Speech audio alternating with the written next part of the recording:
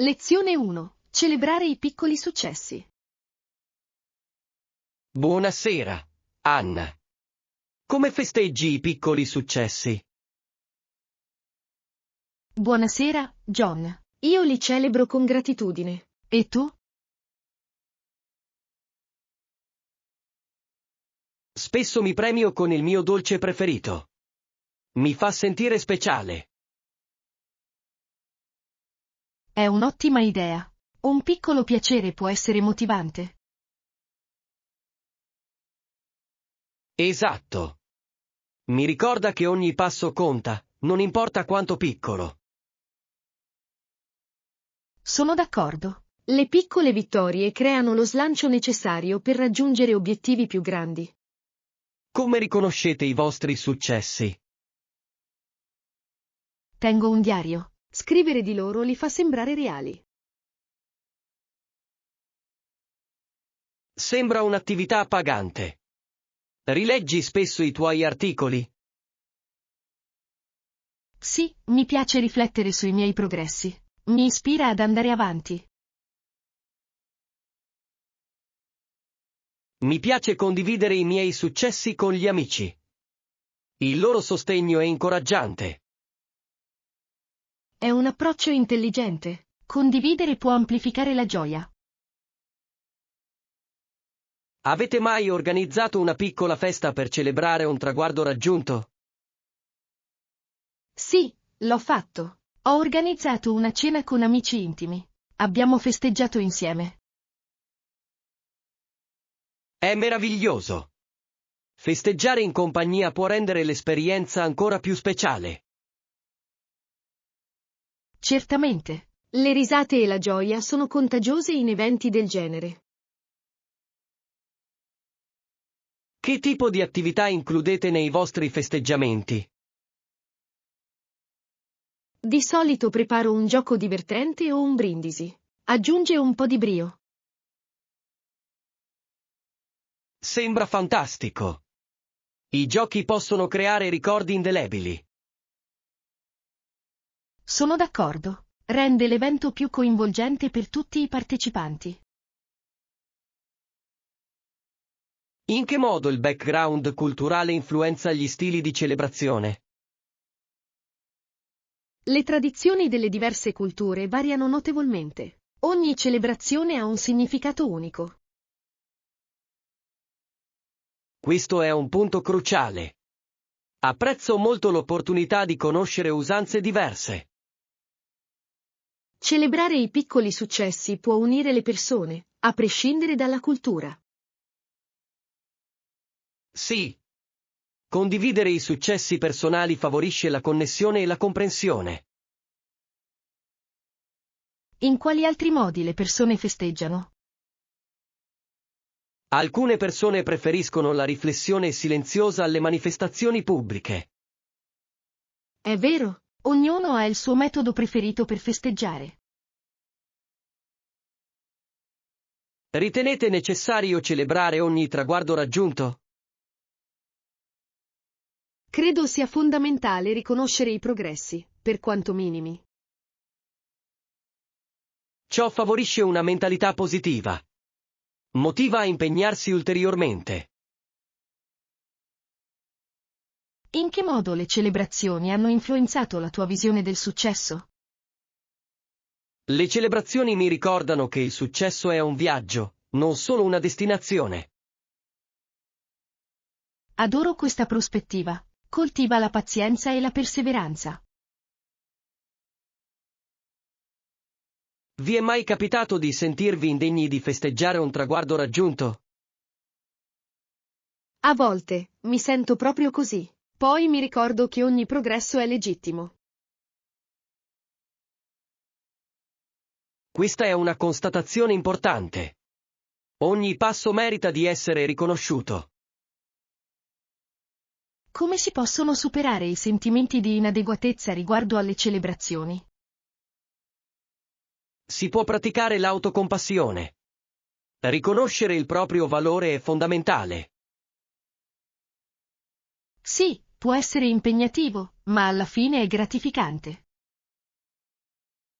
Quale consiglio daresti a qualcuno che esita a celebrare i propri successi? Consiglierei di iniziare con piccoli passi. Riconoscere anche una piccola vittoria può innescare un cambiamento. È un ottimo consiglio, Anna.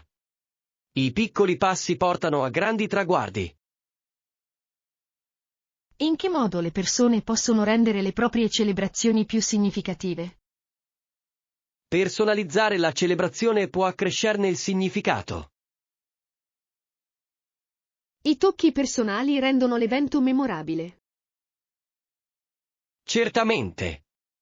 Il percorso di ogni individuo è unico e le celebrazioni dovrebbero rispecchiarlo. Cosa vorresti festeggiare prossimamente? Non vedo l'ora di festeggiare il completamento del progetto. È stato un duro lavoro. Congratulazioni in anticipo, John. Questo merita una grande festa. Grazie, Anna. Apprezzo molto il tuo incoraggiamento. Significa molto per me. È fondamentale festeggiare insieme. Possiamo tirarci su il morale a vicenda. Sì, dobbiamo ricordare che ogni traguardo, grande o piccolo, merita un riconoscimento. Lezione 2. Tendenze e preferenze della moda. Buonasera, Anna. Qual è la tua opinione sulle tendenze attuali della moda? Buonasera, John. Ho sentimenti contrastanti al riguardo. Alcune tendenze sono attraenti, mentre altre sono discutibili. È interessante. Quali tendenze trovi attraenti? Apprezzo il ritorno degli stili vintage. Trasmettono nostalgia e fascino. Lo stile vintage ha un fascino intramontabile. E che dire della tendenza dell'abbigliamento oversize? Trovo che gli abiti oversize siano comodi, ma non sempre valorizzano la figura. Molte persone apprezzano quella vestibilità comoda. L'hai mai provata? L'ho provato. Mi sentivo a mio agio, ma non ero del tutto convinta dell'aspetto generale. A volte la comodità può prevalere sullo stile. Cosa ne pensi dei colori vivaci? Adoro i colori vivaci. Possono esprimere personalità e creatività. Sono d'accordo. Le tonalità vivaci possono avere un impatto notevole. E le stampe animalie? Le stampe animalie possono essere eleganti, ma possono anche risultare eccessive. È un'osservazione pertinente. La moderazione è fondamentale quando si tratta di motivi audaci. Esatto. Spesso basta un solo capo d'effetto. Che dire della tendenza della moda sostenibile? La sostenete? Sostengo con tutto il cuore la moda sostenibile. È fondamentale per il nostro ambiente. Ammiro la tua posizione. Promuove un consumo responsabile. Sì, dobbiamo essere consapevoli delle nostre scelte. La moda può essere al contempo trendy ed etica. Ci sono tendenze che ti piacciono particolarmente? Non mi piacciono le tendenze che privilegiano l'aspetto estetico rispetto al comfort. Il comfort è essenziale, soprattutto nell'abbigliamento quotidiano. Certo, la vita è troppo breve per sentirsi a disagio nei vestiti. È una filosofia meravigliosa. Cosa ne pensi della moda usa e getta? Sono critico nei suoi confronti. Incoraggia gli sprechi e compromette la qualità. Molti condividono le tue preoccupazioni. Le implicazioni del fast fashion sono significative. Sì, I consumatori devono essere informati. Le scelte sostenibili vanno promosse. In che modo i marchi di moda possono promuovere la sostenibilità? I marchi possono dare priorità ai materiali ecocompatibili e alla produzione etica. Ciò attirerebbe consumatori più consapevoli. Quali tendenze sperate di vedere in futuro? Spero in una maggiore inclusività delle taglie e in una rappresentazione più diversificata nel mondo della moda. Si tratta di una questione cruciale. Tutti meritano di sentirsi rappresentati. Assolutamente. La moda dovrebbe celebrare tutti i tipi di corporatura e tutte le provenienze. Che dire della tecnologia nella moda? La consideri uno sviluppo positivo?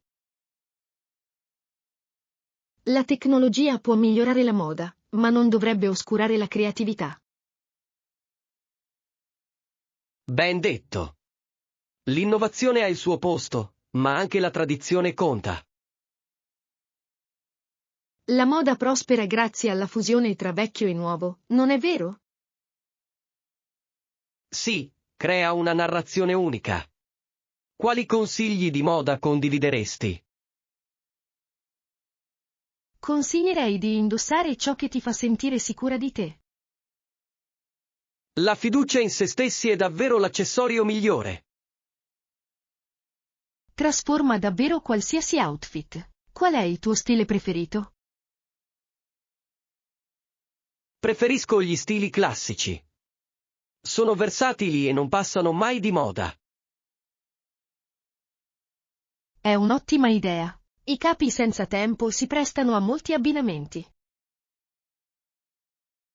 Credi che le tendenze ritornino dopo qualche anno? La moda spesso ricicla le tendenze. Ciò che una volta era vecchio può tornare ad essere nuovo. È verissimo.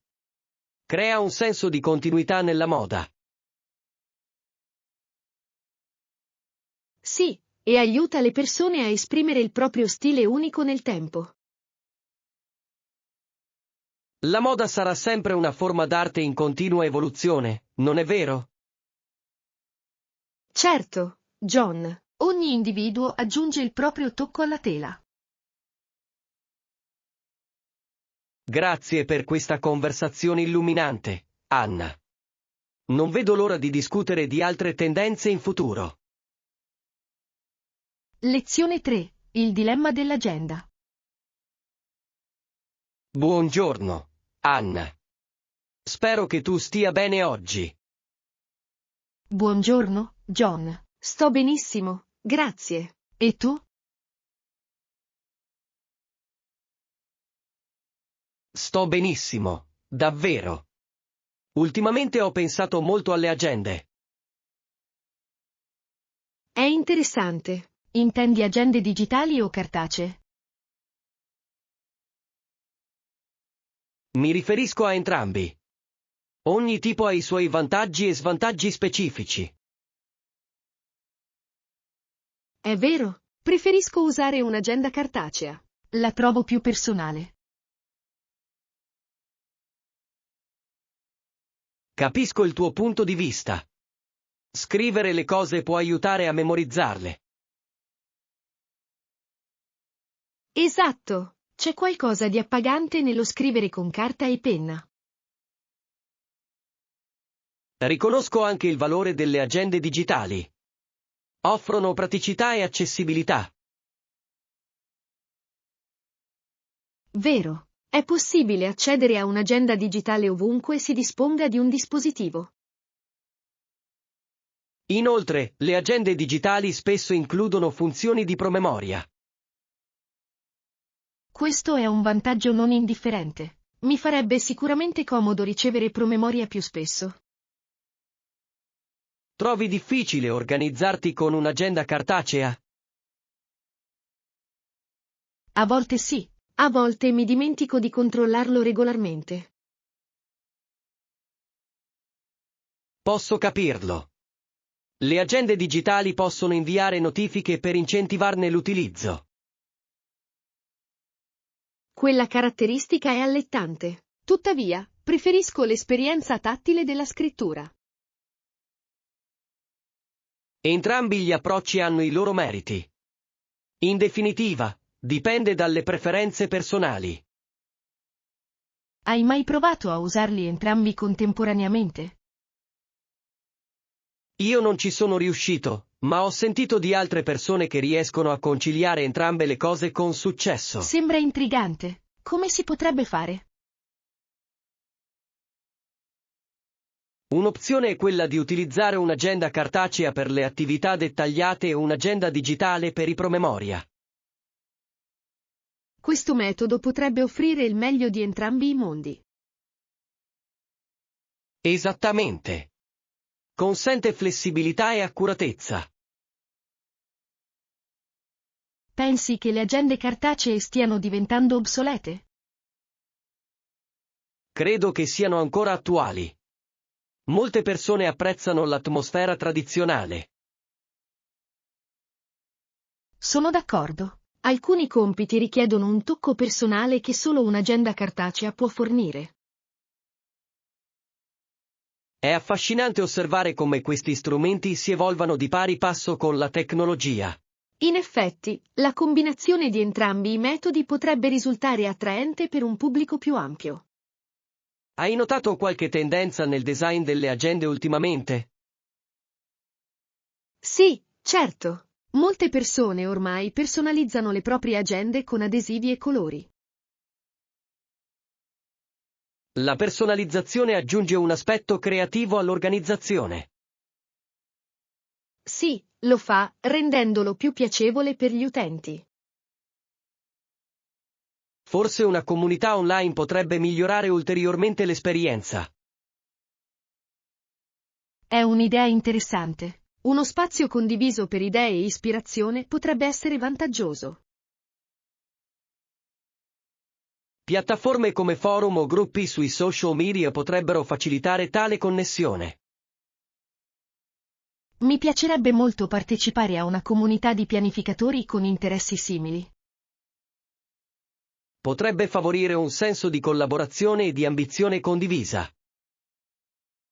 Ciò motiverebbe molti a rimanere organizzati e a raggiungere i propri obiettivi. Come pensi di adattare i tuoi metodi di pianificazione in futuro?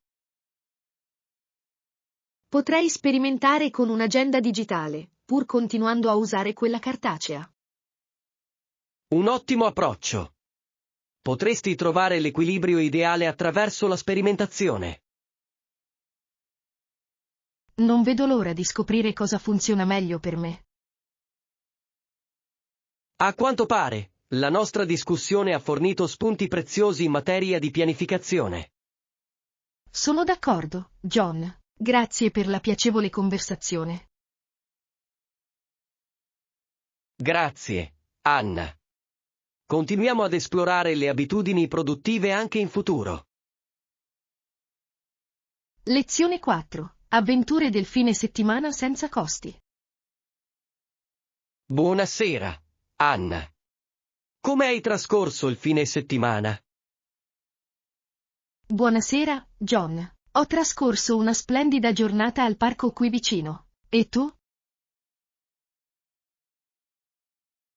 Ho visitato una mostra d'arte gratuita in centro. È stata davvero straordinaria. Sembra fantastico. Adoro esplorare l'arte. Che tipi di opere d'arte erano presenti? La mostra presentava opere moderne, tra cui dipinti e sculture. Che interessante. Trovo l'arte moderna davvero molto espressiva. Hai un'opera preferita? Sì, c'era un grande murale colorato che ha attirato la mia attenzione. Rappresentava lo spirito di comunità. Sembra davvero stimolante. L'arte può comunicare messaggi potenti, non è vero? Assolutamente. Può suscitare emozioni e stimolare la riflessione. Qual è la tua attività preferita del fine settimana? Mi piace fare escursioni nella natura. Stare all'aria aperta è rigenerante. Fare escursioni è un modo meraviglioso per entrare in contatto con la natura. Hai un sentiero escursionistico preferito? Sì, c'è un bellissimo sentiero vicino a un fiume. Il panorama è mozzafiato. Sembra incantevole. La natura offre una tranquilla fuga dalla vita quotidiana. Certo, spesso mi sento più rilassato dopo aver trascorso del tempo all'aria aperta. Sono d'accordo. È un ottimo modo per schiarirsi le idee e ricaricarsi. Hai mai provato a fare escursionismo?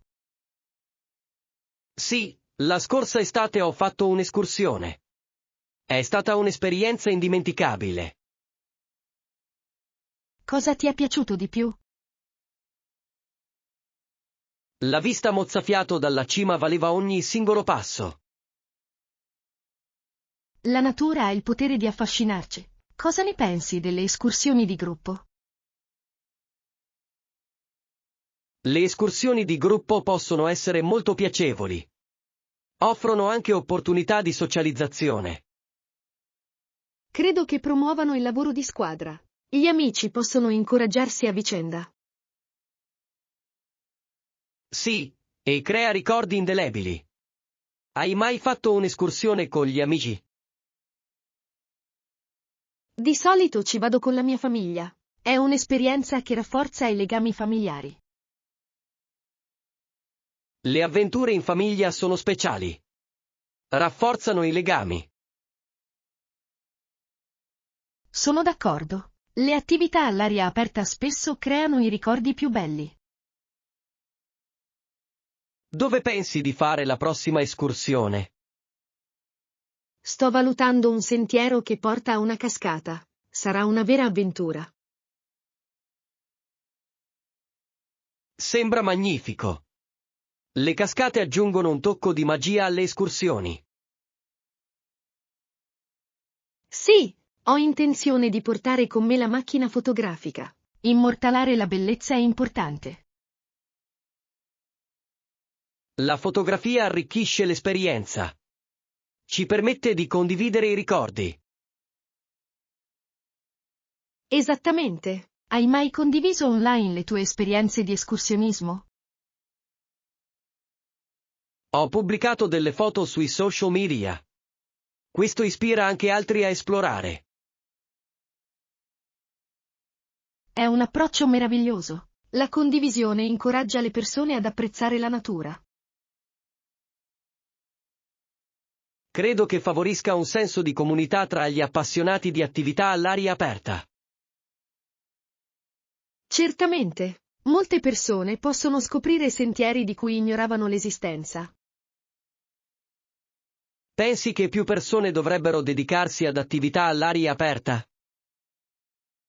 Assolutamente. Promuove la salute e il benessere fisico.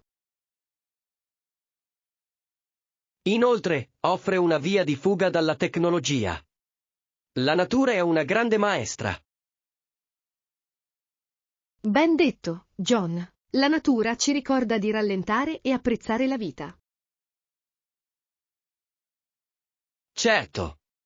Ogni fine settimana offre una nuova opportunità di avventura. Non vedo l'ora di organizzare altre attività all'aperto. Anche io, Anna. I fine settimana immersi nella natura sono le avventure migliori. Lezione 5. Padroneggiare la disciplina nello shopping online.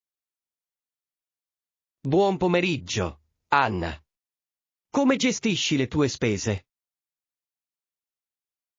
Buon pomeriggio, John. Cerco di tenere sotto controllo le mie spese online. È un'abilità importante da possedere. Come si fa a limitare gli acquisti impulsivi? Prima di iniziare a fare shopping, mi prefiggo un budget. Mi aiuta a non perdere tempo. È una strategia efficace. Hai un importo specifico a cui ti attieni? Sì, Stabilisco un limite mensile. Riservo i fondi solo alle spese essenziali. Approccio intelligente. Eviti di navigare durante i periodi di saldi. Sì, i saldi possono essere allettanti e spesso portano ad acquisti superflui. È una scelta saggia. Come gestisci il fascino degli sconti? Mi ricordo che uno sconto non è comunque necessario se non ho bisogno dell'articolo. Verissimo. A volte, le persone comprano solo perché un articolo è in saldo. Esatto. Quando faccio shopping mi concentro sui miei bisogni piuttosto che sui miei desideri. Quali strumenti utilizzi per frenare gli acquisti impulsivi? Utilizzo le liste della spesa. Mi guidano nei miei acquisti e mi aiutano a rimanere in linea con i miei obiettivi. Ottima scelta. Le liste danno un senso di scopo durante lo shopping. Inoltre, evito di salvare i dati della carta di credito sui siti web. È una mossa intelligente. Impedisce acquisti impulsivi quando si presenta la tentazione. Certo, io prendo ulteriori precauzioni aspettando prima di effettuare un acquisto. A. Il periodo di attesa. Quanto tempo aspetti di solito? Spesso aspetto 24 ore. Questo mi permette di riflettere sulla necessità dell'oggetto. Si tratta di una pratica preziosa. Spesso permette di capire se l'oggetto è davvero necessario. Mi disiscrivo anche dalle email promozionali. Spesso inducono ad acquisti impulsivi. Ottima idea. Riduce il numero costante di promemoria su saldi e promozioni. Inoltre, disattivo le notifiche per le app di shopping. È davvero efficace. Elimina le distrazioni e le tentazioni. Ho notato che le distrazioni mi rendono più propenso ad acquistare oggetti superflui. E per quanto riguarda i social media? Credi che influenzino le tue abitudini di acquisto?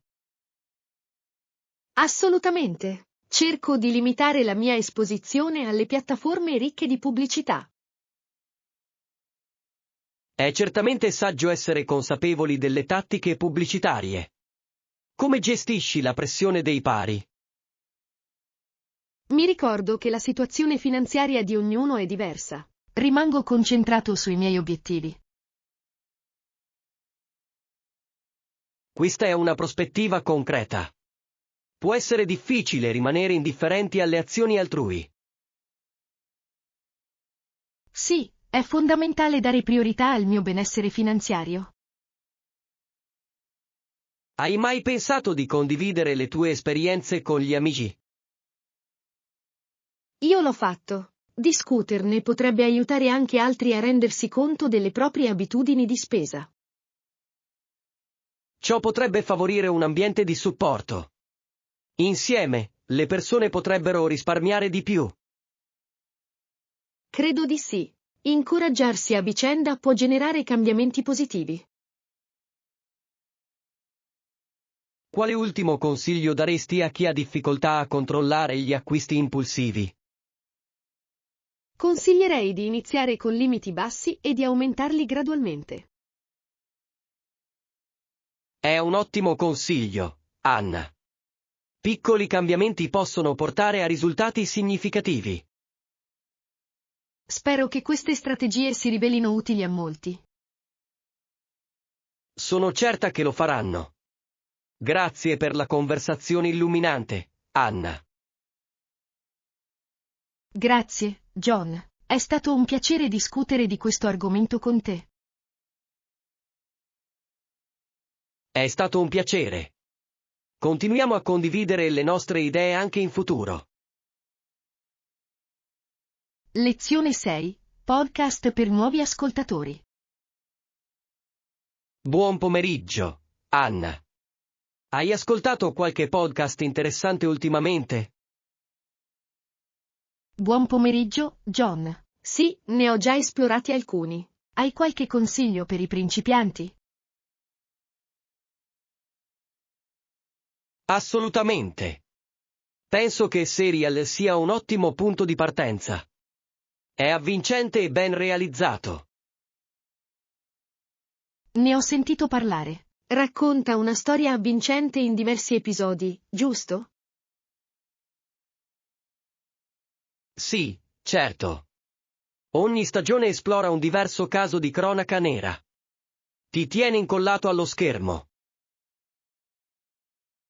Sembra interessante. Quale altro podcast mi consiglieresti? Stuff You Should Know è un libro eccellente. Tratta una vasta gamma di argomenti in modo divertente. Adoro imparare cose nuove. Il formato rende accessibili anche gli argomenti più complessi. Esatto. I conduttori hanno un'ottima intesa, il che rende l'ascolto piacevole. Esistono podcast incentrati sullo sviluppo personale? Sì, The Tim Ferriss Show è un'ottima scelta. Intervista persone di successo per scoprire le loro strategie. Sembra illuminante. Sono sempre desideroso di imparare dalle esperienze altrui. Un altro podcast è How I Built This, che presenta imprenditori che condividono le loro storie. Lo troverei stimolante. Ascoltare parlare di difficoltà può motivare gli altri. Certamente sì. Le storie di successo spesso offrono preziosi insegnamenti. Che ne dite dei podcast di narrativa? Avete qualche consiglio? Welcome to Night Vale è un'opera unica. Presenta notizie fittizie provenienti da una strana città nel deserto. Sembra affascinante. Adoro le storie che stimolano l'immaginazione. È bizzarro e spesso divertente. Una fantastica evasione dalla realtà. Mi piacerebbe. E per quanto riguarda i podcast comici? Conan O'Brien Needs a Friend è esilarante. Conan intervista le celebrità in modo spensierato. Ne ho sentito parlare. L'umorismo è un ottimo modo per rilassarsi dopo una lunga giornata. Assolutamente. Ridere può migliorare notevolmente l'umore. Ci sono podcast educativi che consiglieresti? TED Radio Hour è eccezionale. Raccoglie diversi interventi di TED Talk attorno a un tema specifico. È un ottimo modo per ottenere spunti da molteplici prospettive in un singolo episodio. Sì, i temi trattati sono molto vari. Questo mantiene i contenuti sempre freschi e coinvolgenti. Che dire dei podcast incentrati sulla finanza personale? The Dave Ramsey Show offre consigli pratici su come gestire il budget e i debiti. Sarebbe vantaggioso. L'alfabetizzazione finanziaria è essenziale per molte persone. D'accordo. Permette agli ascoltatori di prendere il controllo delle proprie finanze. Esistono podcast incentrati sulla salute mentale? Therapy Chat esplora vari aspetti della salute mentale e delle pratiche terapeutiche. Questo è importante. Parlare apertamente di salute mentale riduce lo stigma. Esattamente. Incoraggia gli ascoltatori a chiedere aiuto quando ne hanno bisogno. Secondo te, come si dovrebbe scegliere un podcast per iniziare? Credo dipenda dagli interessi personali. Esplora generi diversi per scoprire cosa ti appassiona. È un ottimo consiglio. Scoprire una passione spesso porta a un coinvolgimento più profondo. Rivedere i propri episodi preferiti può anche offrire nuovi spunti di riflessione. Trovo che sia vero. È affascinante come le prospettive possano cambiare nel tempo. Sapevi che i podcast possono anche migliorare l'apprendimento delle lingue? Sì, è un'osservazione eccellente. Permettono agli ascoltatori di entrare in contatto con conversazioni reali. Ascoltare in madrelingua migliora la comprensione e la pronuncia. Credo che anche entrare in contatto con una varietà di accenti sia d'aiuto. Assolutamente. Prepara gli studenti ad affrontare conversazioni reali. Sono entusiasta di iniziare ad esplorare questi suggerimenti. Ti piaceranno, Anna. Sono sia divertenti che istruttive.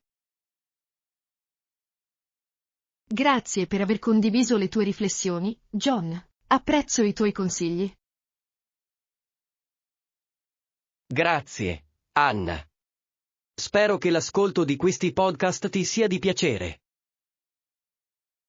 Lezione 7. Il mondo dei creatori di contenuti educativi. Buon pomeriggio, Anna. Spero che tu stia trascorrendo una splendida giornata. Buon pomeriggio, John. Sto bene, grazie. E tu? Sto bene. Ultimamente ho pensato molto ai creatori di contenuti educativi. È un argomento interessante. Seguo diversi creatori proprio per questo motivo. Anche io. Qual è il tipo di contenuto educativo che preferisci? Mi piacciono particolarmente la scienza e la storia. Sono argomenti affascinanti. Sono d'accordo. Imparare a conoscere culture diverse e scoperte scientifiche amplia gli orizzonti mentali. Chi sono alcuni dei tuoi creatori preferiti? Ammiro un creatore di contenuti chiamato Shisho. Spiega argomenti scientifici complessi in modo chiaro. Ne ho sentito parlare. I loro video rendono la scienza accessibile a tutti. Esatto. Presentano le informazioni in modo coinvolgente. Ne hai qualcuno preferito? Sì, seguo Crash Course. I loro corsi trattano vari argomenti in modo approfondito.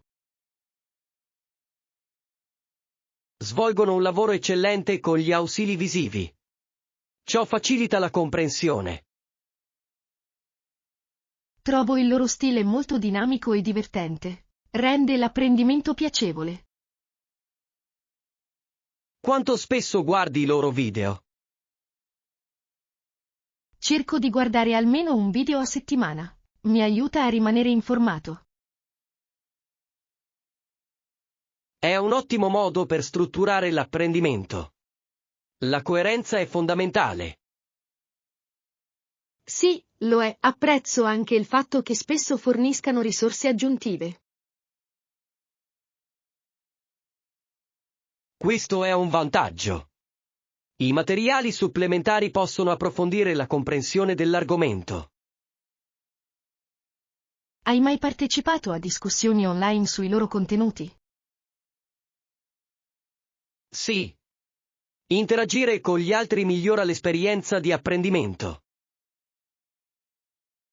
Sono pienamente d'accordo. Condividere punti di vista diversi arricchisce la conversazione. Cosa ne pensi delle dirette streaming o delle sessioni di domande e risposte condotte dai creatori di contenuti? Li trovo molto coinvolgenti. Permettono un'interazione diretta con il creatore. Quel legame personale aggiunge un livello unico all'esperienza educativa. Rende l'apprendimento più personale e coinvolgente.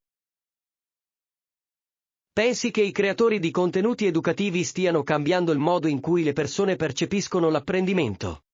Assolutamente. Rendono l'apprendimento accessibile e piacevole, abbattendo le barriere tradizionali. Questo è un punto cruciale. L'istruzione non deve essere noiosa o rigida. Esatto. I creatori usano la creatività per stimolare la curiosità. Hai mai provato ad applicare ciò che hai imparato da un creatore? Sì, spesso mi diletto in esperimenti scientifici a casa basandomi su video. Sembra entusiasmante. Imparare facendo è un approccio efficace. È proprio così. Dà vita alle teorie. Qual è un argomento recente che hai approfondito e che ti ha particolarmente affascinato? Di recente ho imparato qualcosa sul cervello umano. È così complesso e affascinante. Il cervello è davvero una meraviglia. Molti creatori esplorano questo argomento in profondità. Apprezzo il modo in cui semplificano argomenti così complessi per il pubblico. Pensi che ci sia una fascia d'età in particolare che trae maggior beneficio da questi creatori?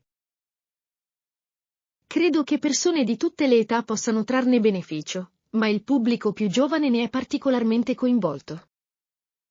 Si tratta di un'osservazione valida. I giovani sono spesso più ricettivi alle nuove idee. Sì, la loro curiosità li spinge ad esplorare vari argomenti. Che consiglio daresti a chi vuole iniziare a seguire i creatori di contenuti educativi? Consiglierei di individuare prima gli argomenti di interesse, dopodiché di esplorare i creatori che operano in quel settore. Ottimo consiglio. Gli interessi personali rendono l'apprendimento più piacevole. Inoltre, consiglio di partecipare alle discussioni online. Arricchisce l'esperienza. Molto saggio. Interagire con una comunità può fornire ulteriori spunti. Imparare dalle esperienze altrui è prezioso. Credo che seguire i creatori di contenuti educativi possa davvero trasformare il percorso di apprendimento di una persona. Sono d'accordo, John. Grazie per questa conversazione così arricchente sull'istruzione. Grazie, Anna. Continuiamo ad esplorare insieme il mondo dell'apprendimento. Lezione 8. Gestire i conflitti di vicinato. Buon pomeriggio, Anna. Spero che tu stia bene oggi. Buon pomeriggio, John. Sto benissimo, grazie. E tu? Anch'io sto bene. Volevo solo parlare di un argomento delicato. Come gestite i conflitti con i vicini? È un argomento importante. Credo che la comunicazione sia fondamentale per risolvere i conflitti. Sono d'accordo. Un dialogo aperto può spesso prevenire i malintesi. Tu che approccio adotti? Preferisco parlare direttamente con i miei vicini. Credo che affrontare i problemi con calma favorisca la comprensione. È una strategia saggia. Ti è mai capitato di affrontare un conflitto specifico? Sì, una volta ho avuto un disaccordo sui livelli di rumore. È stata una discussione piuttosto accesa. Lo capisco. Il rumore può essere una fonte significativa di tensione tra vicini. Certo, mi sono rivolto al mio vicino e gli ho espresso le mie preoccupazioni. Come hanno reagito alle tue preoccupazioni? Si sono dimostrati sorprendentemente comprensivi. Abbiamo discusso la questione e siamo giunti a un accordo. È un'ottima notizia. Sembra che il tuo approccio abbia funzionato bene. Sì, ha ribadito l'importanza di affrontare i problemi prima che si aggravino. Quale consiglio daresti a qualcuno che esita ad affrontare un vicino? Consiglierei di iniziare con un approccio amichevole. Un tono positivo può fare la differenza. Sembra un consiglio prezioso. Instaurare un buon rapporto è fondamentale. Assolutamente. Aiuta a costruire le basi per le interazioni future. Hai mai cercato la mediazione in un conflitto? Non l'ho provato personalmente, ma ho sentito dire che può essere molto efficace. La mediazione offre una prospettiva neutrale, non è vero? Sì, permette a entrambe le parti di esprimere le proprie opinioni senza che si arrivi a un'escalation. Che dire delle situazioni in cui il conflitto persiste nonostante gli sforzi per risolverlo? Se il conflitto dovesse continuare, ritengo importante stabilire dei confini chiari. Stabilire dei limiti è essenziale per mantenere la pace. Esattamente. Questo può prevenire l'insorgere di conflitti futuri. Cosa ne pensi del coinvolgimento delle autorità nelle controversie di vicinato? Penso che dovrebbe essere l'ultima risorsa. Può mettere ulteriormente a dura prova i rapporti. È un'osservazione valida. Le autorità potrebbero non sempre comprendere le sfumature dei rapporti di buon vicinato. Sono d'accordo. Le persone dovrebbero prima cercare di risolvere i conflitti tra di loro. Quali qualità ritieni siano importanti nella gestione dei conflitti? Pazienza ed empatia sono fondamentali. Comprendere il punto di vista altrui è di enorme aiuto. Sì, l'empatia favorisce la connessione e la comprensione. Hai mai avuto conflitti con i vicini che sei riuscito a gestire bene? Una volta ebbi un disaccordo sugli spazi condivisi. Proposi un programma per il loro utilizzo. Questa è una soluzione pratica. Il tuo vicino è d'accordo? Lo fecero. Ciò portò a una situazione di convivenza più armoniosa. È incoraggiante. La cooperazione può portare a risultati migliori per tutti i soggetti coinvolti. Apprezzo il tuo punto di vista, Anna. Cosa succede se un vicino non collabora? In questi casi, continuerei a essere gentile ma fermo. Stabilire le aspettative è fondamentale. Sembra un approccio sensato. La coerenza è fondamentale. Certo, può portare, a lungo andare, a un miglioramento delle relazioni. Cosa pensi che succeda se i conflitti rimangono irrisolti? I conflitti irrisolti possono generare animosità e tensione nel tempo. È un peccato. Un dialogo aperto è essenziale per prevenire situazioni del genere. Spero che sempre più persone imparino a comunicare efficacemente con i propri vicini. Ciò porterebbe certamente a comunità più forti. Grazie per questa discussione illuminante, John. Grazie, Anna. Continuiamo a promuovere la comprensione nei nostri quartieri.